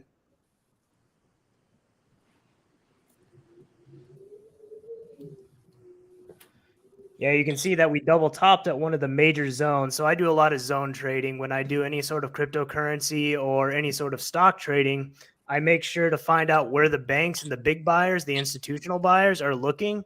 And then I can tell exactly where they're going to hit just based on price points and where they've been before, because that's where they're putting in a lot of their prices. So right now we're in a point, and this indicator here, I've actually designed myself based on some mathematics and about 10 books or so that I've read, all to create this little guy. But we're very high in the cycle. So you're going to get some discounts in Ethereum and Bitcoin and things like that. So be looking out for price points that are actually a lot more attractive. I am definitely looking for roughly about, I would say, a 60% move down. So we're looking at roughly 1,300 Ethereum. That's when I'm going to start buying like crazy again. And I already own quite a bit. So that's one of those things that we can help you in with high income skills. So go ahead and hit that Calendly link, jump in, and I can run you through my process to see exactly how I search for my cryptocurrencies that I'm looking for. So that's one of the additional benefits of joining the group, because you can learn from people who have already paid the money to learn the knowledge and continue to expand your overall economic reach. And there's a way to set it up too, because I've talked to some of my friends at Ernst & Young and some of the professional CPAs that I know, high level CPAs that work for me. They recommend setting up a legal structure, so you can trade your cryptocurrency in. That way, when you make profits, you pay little to no taxes. Because when you realize the gains from crypto into the U.S. dollars, you have to pay the capital gains tax. But if you set it up through the proper corporation, you pay zero tax, right? So certain things like that you're going to learn too. The difference between rich people and poor people is that rich people know not how to pay taxes, because the biggest bill you're going to receive in life is paying taxes. If you live in California, you got to pay federal government, plus you got to pay like almost 14%. That's like almost half of your income just goes to taxes, which who knows what they do with it. It's nothing good. I mean, I haven't seen them do anything good with it. So I rather keep the money for myself and reinvest in my community and my businesses. So, so things like that, tax and asset protection are incredibly important. Most people don't know it on purpose, right? Because they don't want you to have financial literacy, right? Because then you break the chains of whatever, like just regular 9-to-5 mentality that they indoctrinate you with, and since kindergarten, really, right? You show up, you want to be quiet, you sit down. Okay, you have 15 minutes for recess, you eat lunch, you have another recess, you're doing your work, and then you go home. It's the 9-to-5 mentalities. You're told if you help somebody else, another first grader, another kindergartner, on their ABCs, that you're cheating. You're told, if you talk during class, you're going to get in trouble, when it's the exact opposite in business, right? If you don't collab, if you don't work with other people, you're not going to make it. If you don't network, and if you don't have a big Rolodex, you're not going to make it, right? If you're not trying to save, if you're not trying to work together, if you're not working all the time, like right now it's the weekend, we're all here, right? I mean, I work every single day from the time my eyes open to the time my eyes close. I'm always like thinking about something. I'm like, there's not enough hours in the day. God damn it. And then I need to help out the people like Cody, or the people like my partner Joe, or like, different people that I work with to help so that I can tell them, hey, this is what I'm trying to do. Can you help me? And like, for example, Cody's helped me recently with, I told him yesterday about this mindset book I wanted to write. And he already gave me an outline of things all I have to do is just record now. So it saved me who knows how many hours of time me having to try to figure out. But you know, you have to be collaborative in life. You have to not think like a 9-to-5 cog in a wheel. You have to really think about like how to really utilize your time and how to really find the mentors and the people around you that are going to support you. Because again, most people out there don't think the way that we do on this podcast, and it's kind of unfortunate. I mean, are me and Cody off? You ladies tell us if we're wrong. What do you think? I agree. Oh yeah, I think I agree, because like, it takes a certain mindset to be doing the things that we're doing. It's just pretty much being able to leverage what your skill set is and the relationships that you have in your life. And that's the truth of the matter. Without relationships, you're just floating a vessel alone in the sea. You know what I mean? So when you develop community, and that's the biggest thing as being humans and being communal, the community is the essential part of it, because we cannot exist alone. I mean, even as a massage therapist, and you would know, Natalie, as a nurse, like the human touch is extremely vital. Babies will not thrive if they're not touched. You know what I mean? And so like when you're talking about touch points, that's just being in relation with other people, with other humans, and being able to connect on a same level, on a common ground. That's rapport. Yep, that's truth. I agree. Yeah. I mean, some of the things that so does that give you a good understanding of what the CBDC is and like what we think about it, Natalie? No, yeah, I knew what it was. What I think is interesting is the history of Bitcoin. Cody can probably talk about this too, but I find it interesting when Bitcoin first started, it was like a scam. Even the government was calling it a scam, right? They tried to like demonize the hell out of the Bitcoin. Like, no, this will never be real. It'll never be happen. But it's interesting what they say and what I saw. I was in Vegas with my daughter. We're walking around and I'm seeing we accept Bitcoin in Vegas. And I was like, see, this is how I know this is legit. And then when the IRS finally decided to call it an asset, not a monetary system, I knew. I was like, then at that point, I don't know how you're going to have any doubt on whether the legitimacy of Bitcoin. There are ATM Bitcoins where you can grab money out. So it is out there. Don't let nobody lie to you and say it's not real and blah, blah. It is not. It's real. It's very volatile though. Yeah, that's a good point. Anytime Vegas recognizes something, that means it's real. Because Vegas, they know more than the government. They know more than everybody.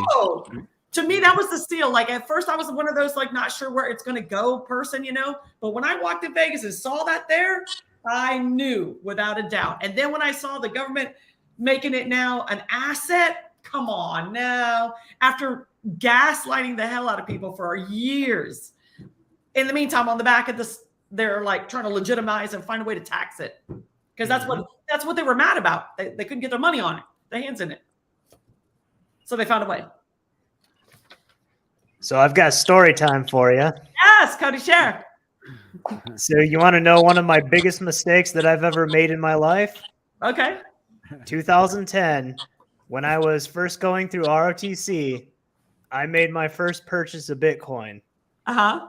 So I was taking risk. I was using some of my ROTC money while living over there in the dormitories to buy extra things and buy assets. And I read this one research paper, this white paper that was out there, the original white paper on Bitcoin and the functionality for cryptocurrencies overall.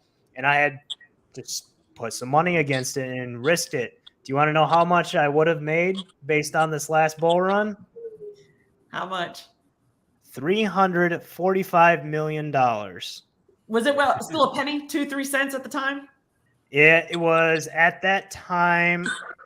I believe in 2010 when I purchased it was $2.84, if I recall correctly. So I have one source. $2.84. Yeah. Oh. I have something similar. I was hanging on to Bitcoin for a hot minute, right? And it stayed like 9,000 for a long time, like just barely moving. And I was like, I need to pay off this damn car. So, and I'd been talking about Bitcoin with my coworkers. Nobody knew what the hell I was talking about, right? And I was just like, let me just pay off this damn car, right? Because I hate having debt. So I took my Bitcoin out, paid off the car. 2 months later, 60,000. I was like, fuck. Wow.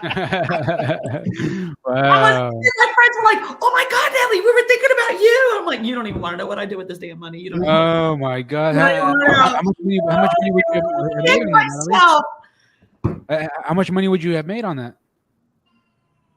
Probably about 120. Wow, you could have bought like 4 of those cars that you had, probably. Yeah, yeah.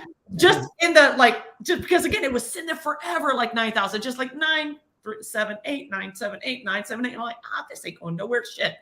Yeah. You don't even know. I don't even, yeah. It's one of those. You live and you learn. I mean, this is how we learn, right? Yeah. It is super volatile. Like it really is. And I'm unlike Cody. I don't follow it. I'm just kind of like put the money in there, leave it alone kind of person. Mm-hmm. It's too hard. I have too many things going on at one time that I just can't. I don't have the bandwidth to follow it to that intensity. Right. Yeah. So that's one of the things that I'm going to be doing probably this year is investing into crypto. The way I'm going to do it is I'm going to use my corporate structure. So in a corporation, when you own a corporation, and not an S corp, S corps are garbage, right? A C corp. When you own a C corp, you can write off a lot of taxes. As the owner of the C corp, you can write off up to $1 million worth of taxes through what is called a universal life policy and executive bonus plan. And if you want to learn more about this, Jacqueline Mendoza, who we did the interview with, she specializes in this and she's doing it for me actually now. So she's from Ernst & Young. Like she does this for like high level people and she's my friend. She's doing it for me now, but she also offers a coaching course. Go to 360 University and you can learn more. I'm going to be teaching for that course as well, mindset course for the university.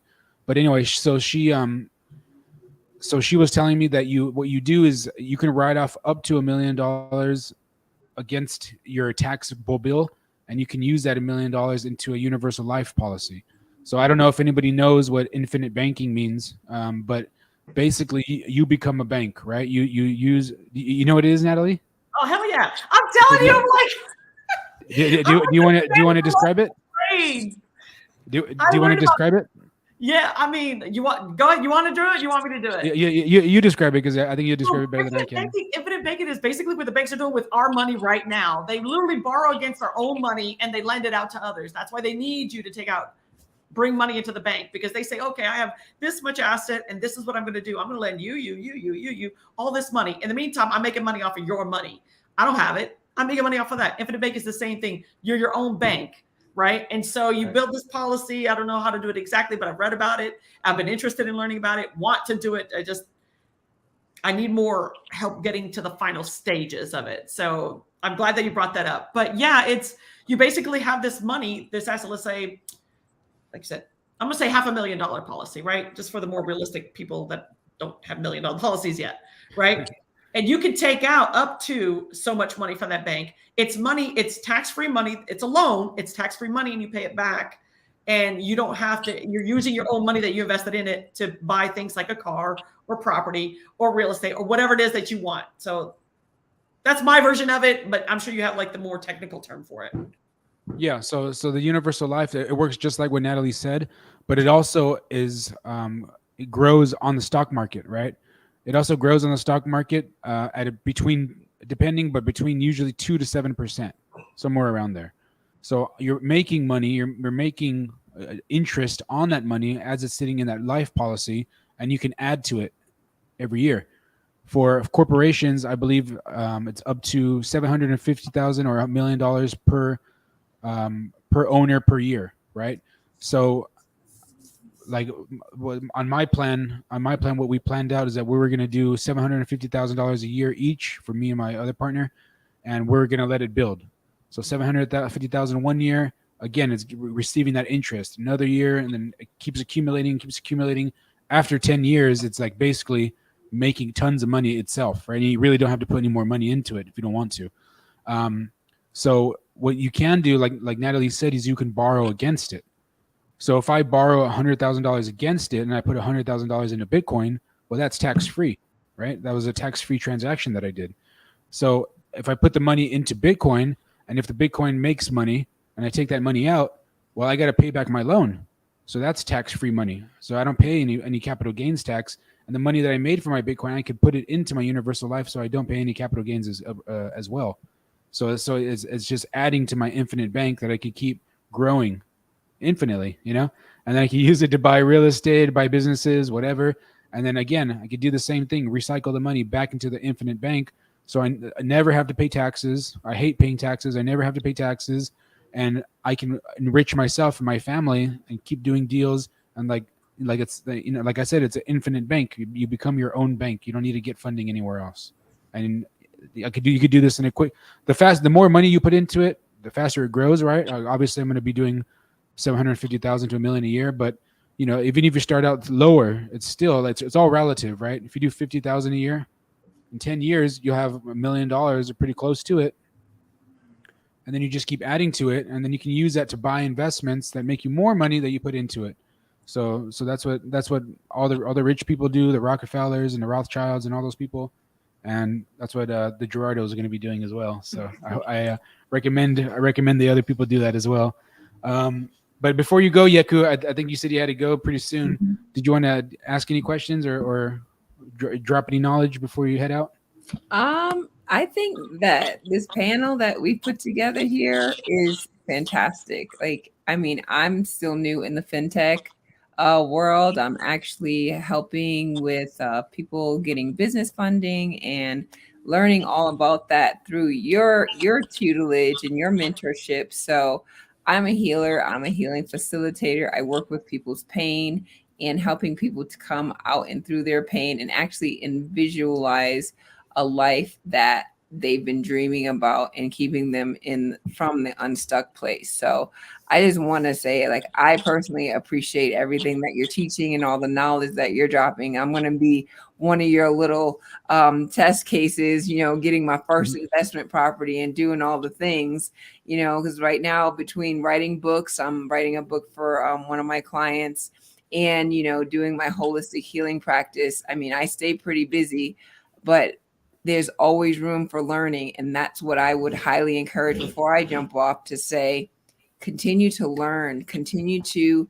expand the room that you're in, get in the room with these new individuals that are like-minded and that are actually doing bigger things. Because if you look at the 5 people around you and you are the smartest person of the average, that means you need to change your circle and you need to get into rooms where you're actually chasing after a dream and you're chasing after a goal and you're leveling up and continuing to learn. So definitely want to continue this conversation and continue to grow with all of you. So thank you. And Natalie, I'm going to be getting with you after this. Yes, ma'am. Your book, girl. Yeah. We're going to be here every Saturday, same time, same place. So you guys are all more than welcome to come back and be on the panel over and over again. I said, the only thing I would recommend is really take this panel or take this whole conversation and make it valuable to yourselves, which means start your YouTube channels, get it connected with Cody so we can all live stream from the same platform together. And like I said, when you guys do have the content, chop it up and share it out there. So then that way your content grows, and not only that, but your authority grows in the industry, right?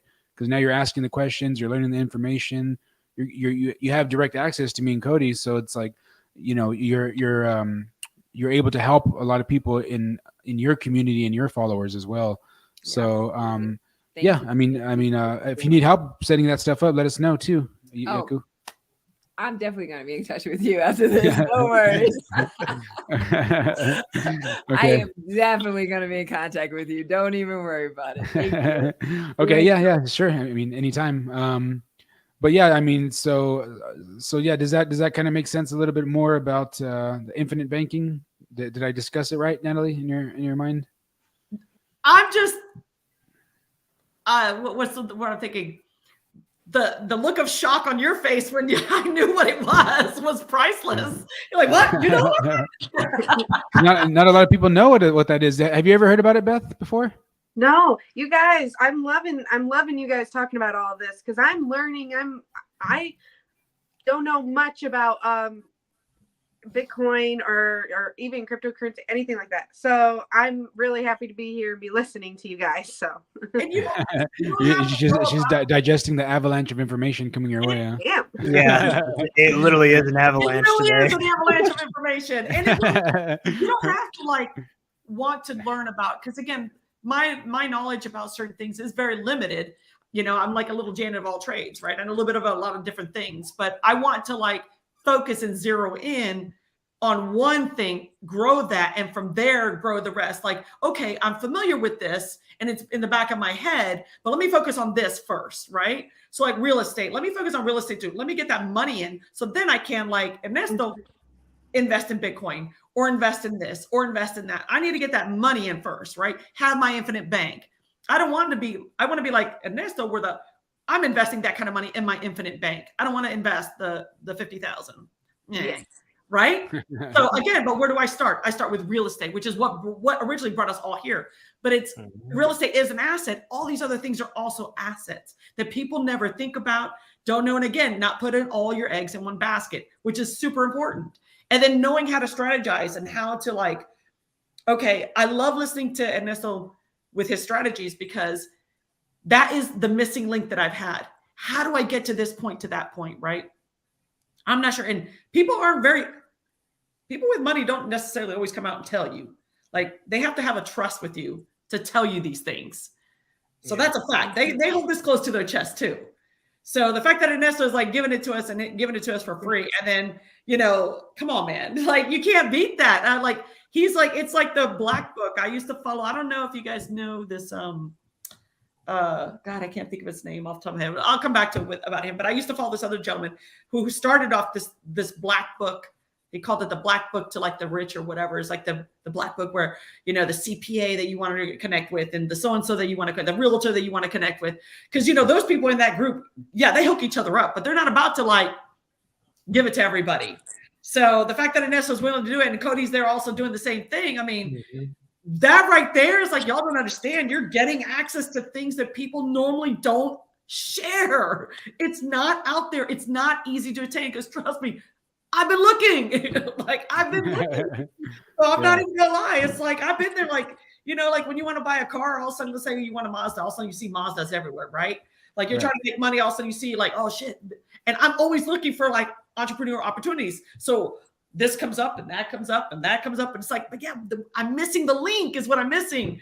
And so I really feel like with Ernesto, I found that link, which the universe, I love the universe, you know? Yeah. I mean, it's, you know, it's the opportunities that are out there and the knowledge is out there, but it's the way that people teach, right? Like, for example, I've been a coach for a very long time. Right. And the coach, I first started off as a kickboxing coach, as the MMA coach. So again, you know, I learned the skill of being able to communicate to a wide variety of clientele, right? I mean, I can't talk to the same as a kid that's 8 years old or 9 years old being bullied in school as I can to the 21-year-old guy that's like 6'2", 215 pounds, is a monster. I can't talk to them the same way. I'm teaching them the same thing, teaching them how to punch, how to kick, how to like stand, all that stuff, teaching them the same thing. It's all the same principles, right?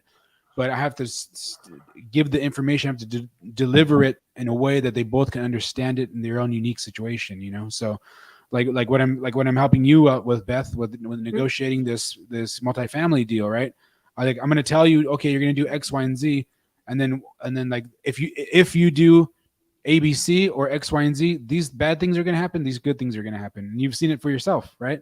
Yep. And so, you know, going further with that, when we go into the next part, now we're going to talk to the seller. You're going to see, okay, well, talk to him in this way, which we went over today, right? Talk to him with this way, approach it from this angle, you know, like, you know, I'm prepping you so that if I ever leave this earth for whatever reason, you know how to do it. You don't need me to help you anymore, right? You go watch his videos back and you'll know how to do it, right? I'm basically teaching you how to fish, right? I mean, so you know, you're going to get to be able to understand like the intricacies and the psychology of the sales and negotiating style, right, of an investor. That's really what you're getting, right? So that's the high income skills. Those are the real high income skills. It's not the real estate. It's the way your mentality shifts to be able to negotiate, to be able to persuade, the sales, all that stuff, the raising money. Those are the real high income skills. Like the avenue of real estate or crypto or GovCon or whatever. Those are just money making opportunities.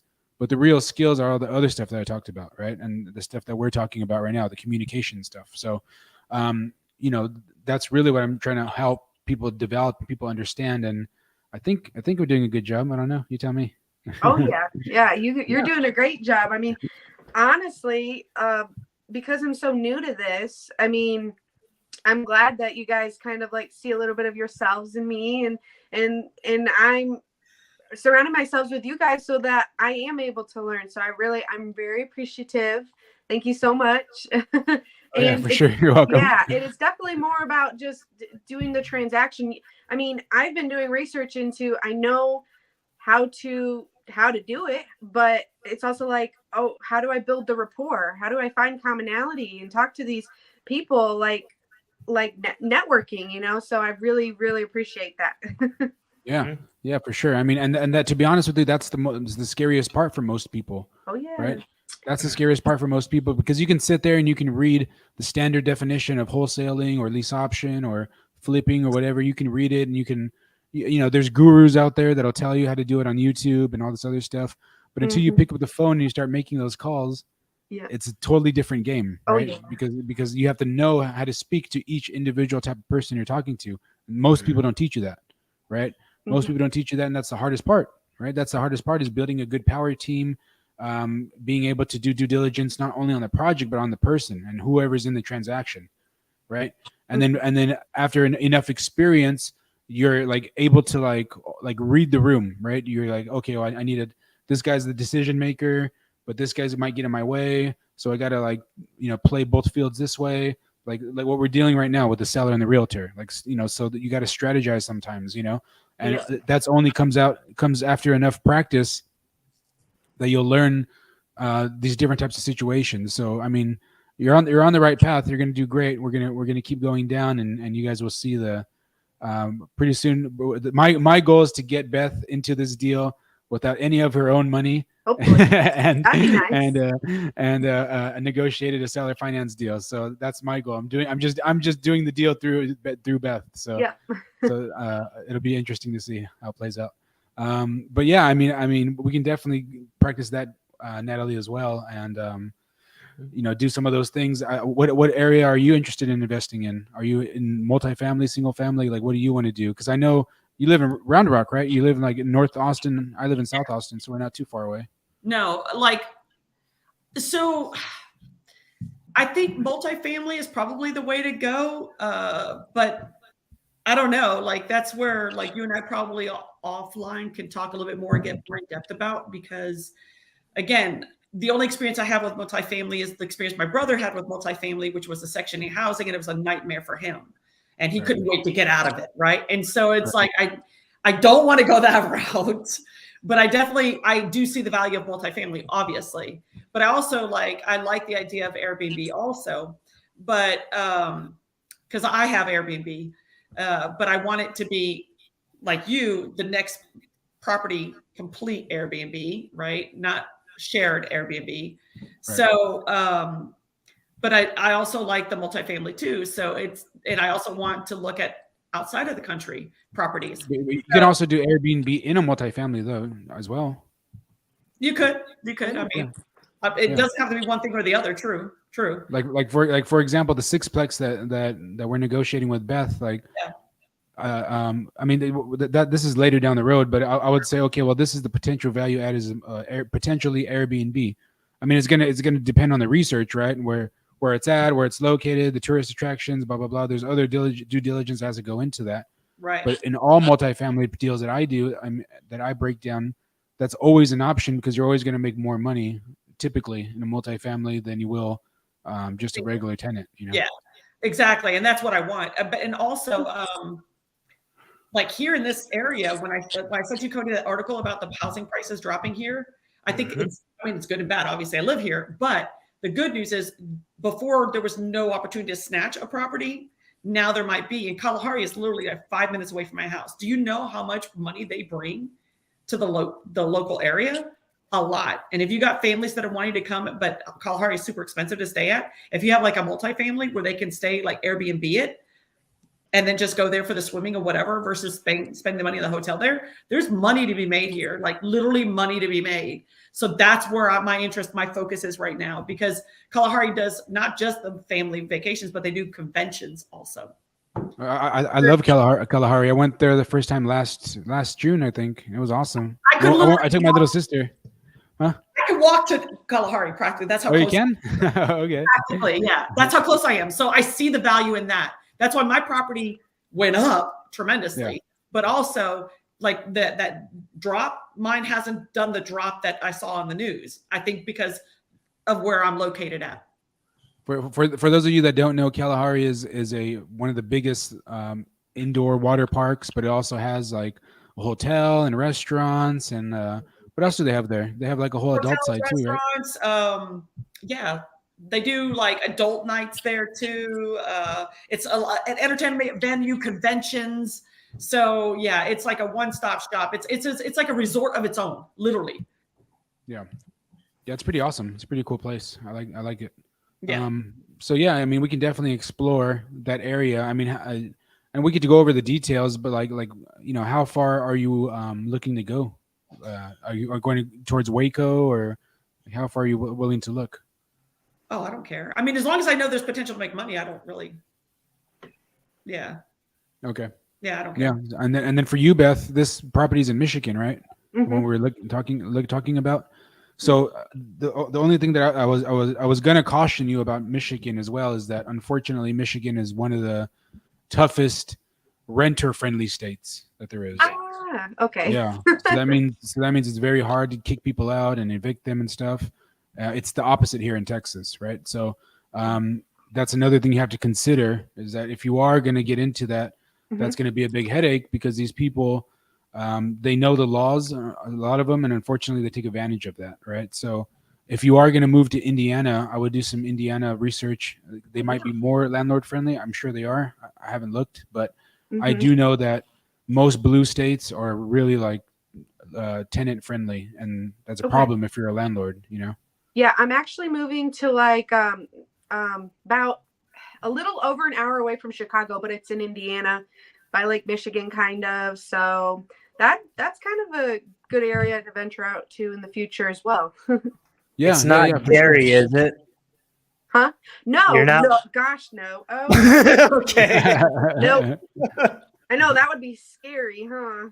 I drove through there. Gary. I do not like Gary, Indiana. Well, what's wrong with Gary, Indiana? Sounds like a nice place. Oh yeah, go visit it. It's a great place to catch a bullet or two. Oh yeah. Oh, they're giving out free bullets? Okay, that's not bad. And it's portable. You get to wear it. Oh, okay. Oh. They dress you in bullets, huh? That's pretty. There you go. Yeah. So it sounds like just another extension of Chicago then. Yeah, pretty much. Yeah. Sheesh. But what you said you're an hour away from Chicago? Yeah, about an hour and 15 minutes. Northern Indiana. If I say it, I don't know if anyone will know, but it's LaPorte, Indiana. So yeah, kind of out there. Yeah. you know where that's at, Cody? Yeah, so not to dox myself, but I was a Michigander. Now I'm a legal resident of Florida because I get to save way more taxes. Yeah. So it's like go where you're treated best, People that live in Michigan, they're like, the lake, the Michigan. Yeah. This is lake, and I live here, and it's over here. I lived in Michigan. I know all about that. Oh, I'm a troll. I live under the bridge. Like Pontiac is Ponticrack or Ponticrack or something like that. Oh my goodness. It's all over the place, man. You lived in Michigan too, Natalie? I'm telling you, dude. Like, there's there's like layers to Natalie that y'all are just getting to me. Sheesh. I lived out in Maine for a year too. I mean, I don't know if you guys ever been out there. My dad was in Brunswick, Maine. Yeah, I lived there as a kid. Oh wow! There you go. I'm telling you. All right. What part of Maine? Like north of Portland, about 45 minutes north of Portland. Oh, okay. It's like the cold weather. That's not for me. That's a negative ghost I right know. for me. Oh, yeah. Yeah. I have too much melanin in my skin. I have to live in warm places, you know. Yeah. Forced to. Yeah. And that's why there's melanin, man. Yeah. It's the second time you brought that up. Yeah.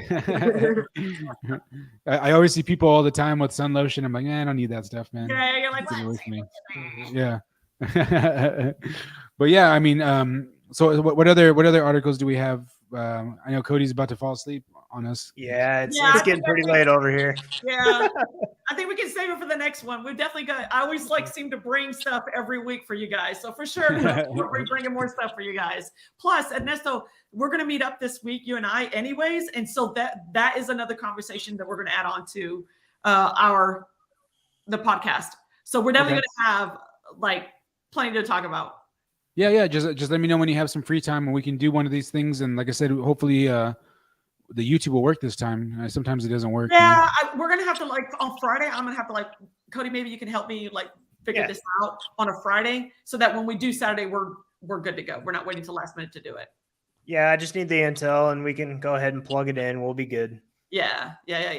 I wanted to put like, what did they give you? Like YouTube?